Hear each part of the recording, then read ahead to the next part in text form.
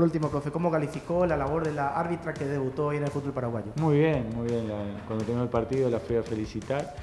Bueno, su primer partido, todos empezamos teniendo un partido, y después dos y después tres, me parece muy bien. Ojalá que pueda hacer una carrera si es lo que ella desea. ¿Qué tal te pareció la labor de la debutante árbitra Zulma Quiñones? Bueno, en líneas generales bien, la verdad que felicitaciones para Zulma, más allá que hubieron situaciones de juego, como las expulsiones, como mejor dicho la expulsión, creo que estuvo correcta y dirigió bien con la autoridad, como tiene que ser y bueno, de nuestra parte me parece que no tenemos nada que decirle, que siga adelante y felicitarla de vuelta.